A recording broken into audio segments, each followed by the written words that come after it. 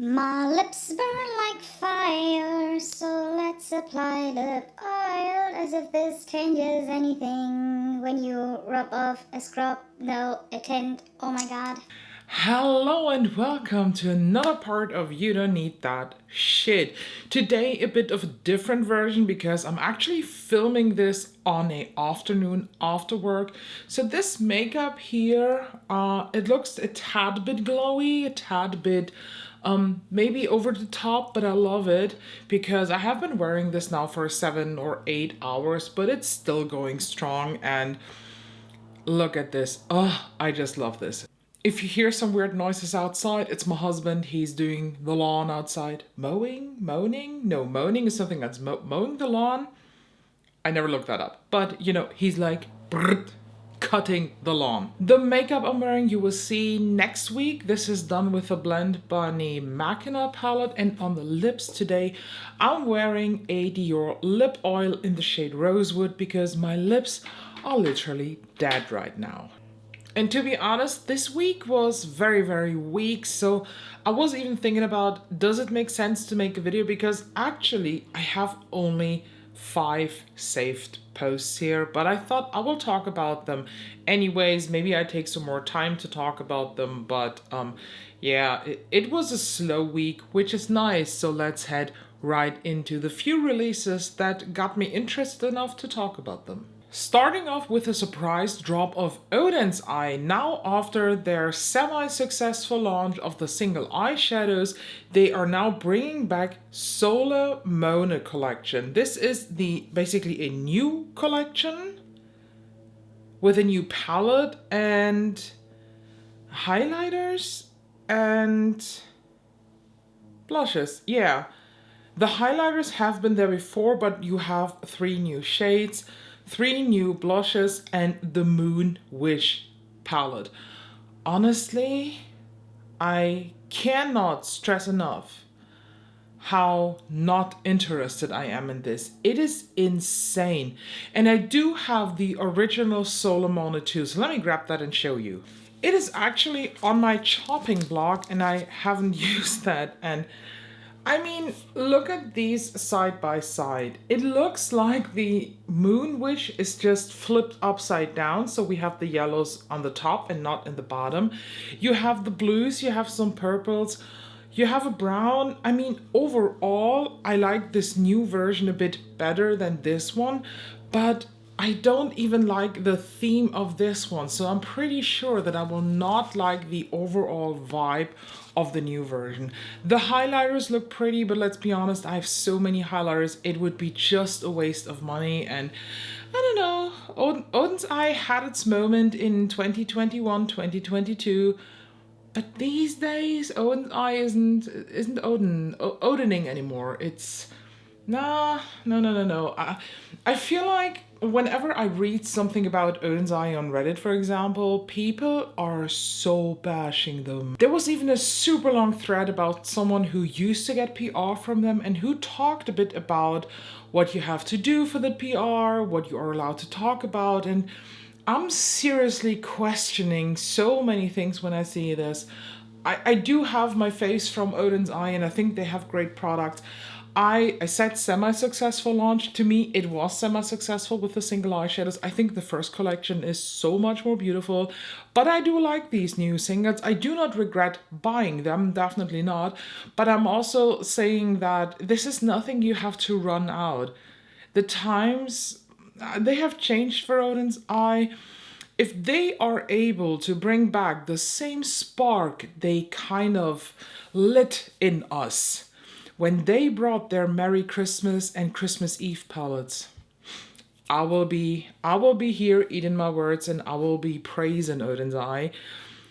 But for now, easy skip. And I even ask you in the comments what you think about that launch.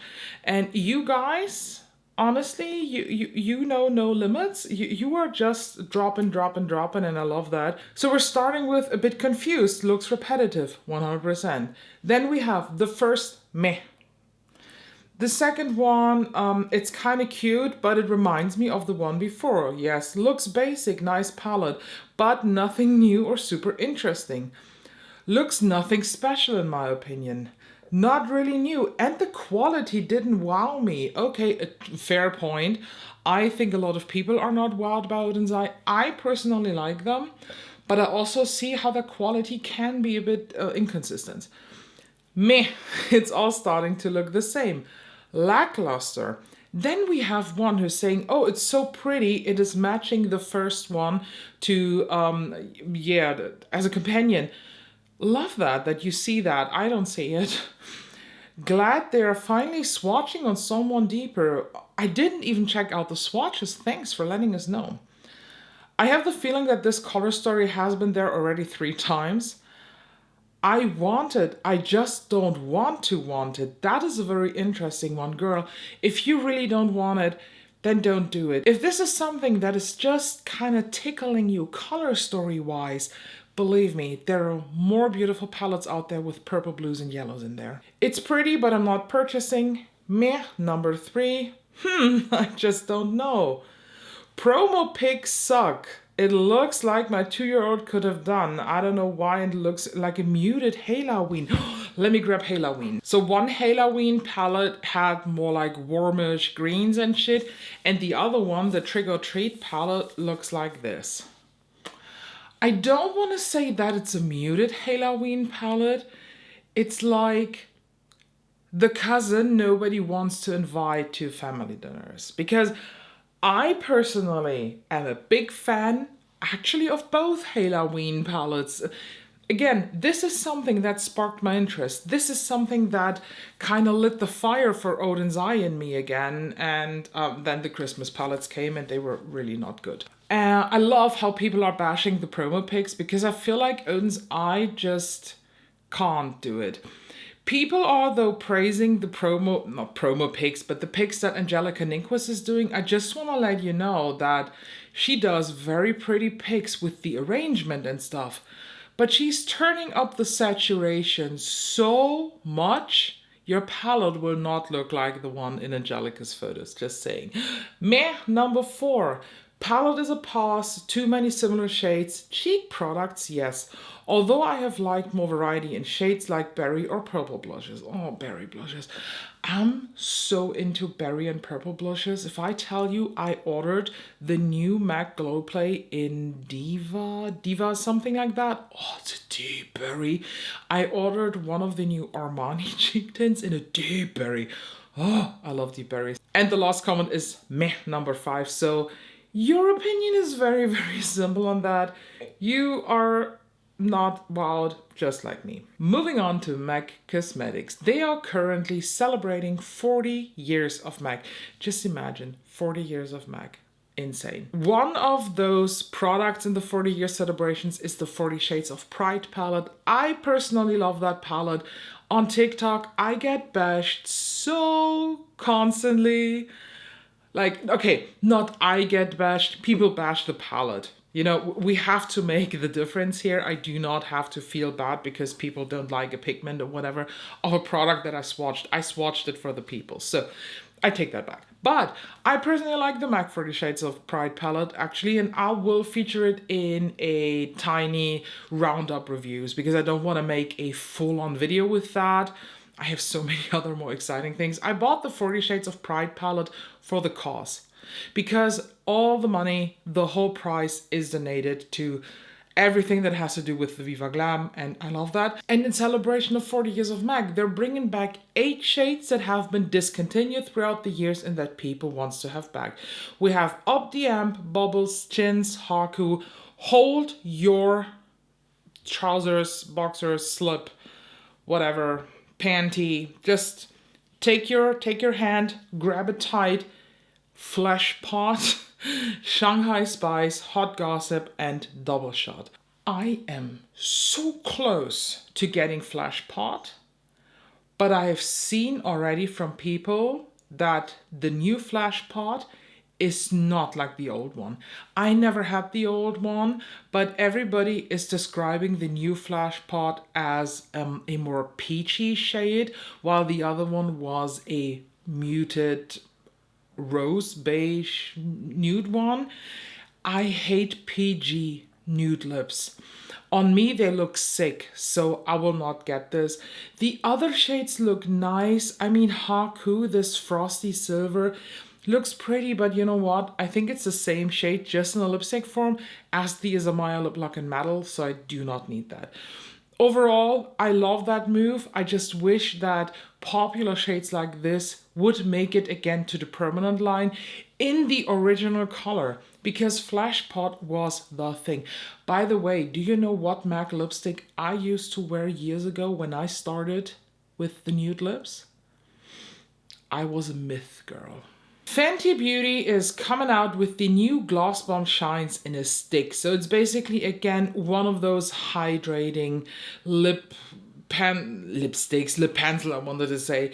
You know, the hydrating lip balms. They come with really, really nice colors. Basically, they're like popular glosses now in a stick format. I'm not gonna lie to you here. That is tempting as fuck. I want to have that. Will be available July 12th. Oh. I do have, for example, Fenty Glow in the heat formulation. It is one of my favorite nude glosses. And now Fenty Glow in a stick. Get me on that. Oh. I can't believe that I'm saying this, but even that red, I kind of want to have it. But I will probably buy just Fenty Glow because I love the color so much. Then we have some new reveals for fall already. Guerlain is adding new stuff to their Perur Gold line. I used to have the Perur Gold, Perur, do I say that right? I don't know. I used to have the foundation from that line and I liked it a lot. But the more I used it, the more I just realized that this formulation is a tad bit too dry and too matte for my skin, actually. Even with an oil-based primer underneath, it didn't look nice. It looked super dry on me. Maybe I should try that again, but I honestly can't skip that. But what I will not skip, and boy, count me in. So first of all, there is a double veil primer. That one looks nice, looks okay. It has SPF.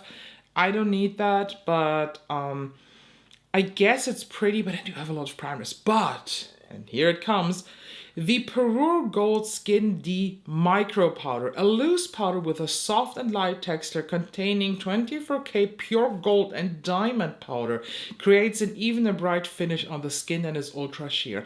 I assume that this is a finishing powder that will look a lot either like Hourglass ambient lighting powders or like the Guerlain Meteor.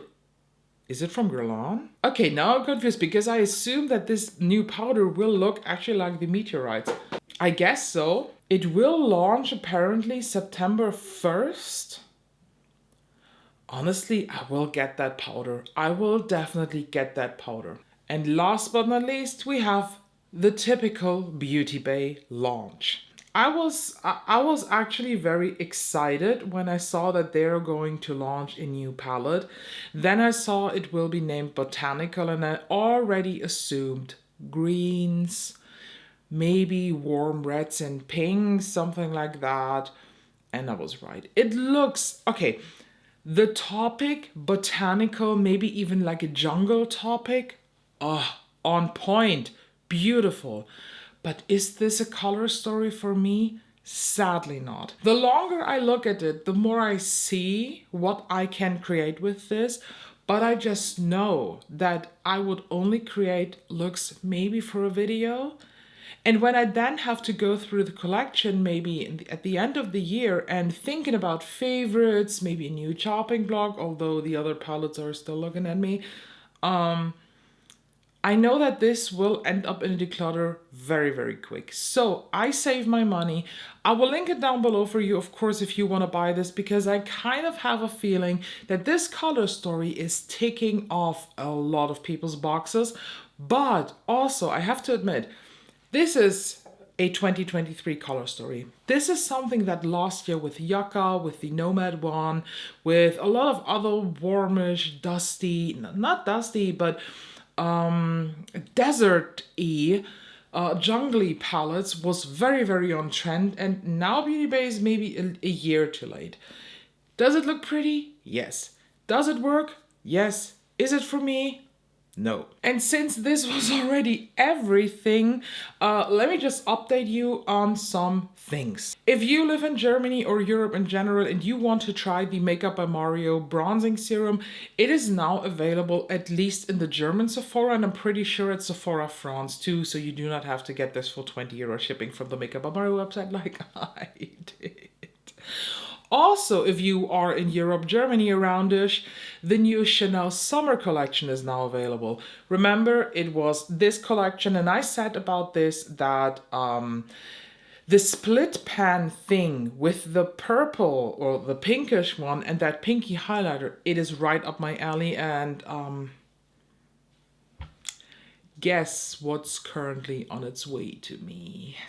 I know. Shameful, I know. That was a very quiet week, and I'm very thankful for that. Let me please know, what are your potential purchases of this week? Did I miss something super important? If so, either send me the link or please tag me on that post so that I can save it for our next part. Thank you so much for watching, and if there's nothing that tickles you but you still want to comment to push the algorithm but you don't know what to comment, comment Beauty Bay. Thank you as always, and I'll see you in the next one.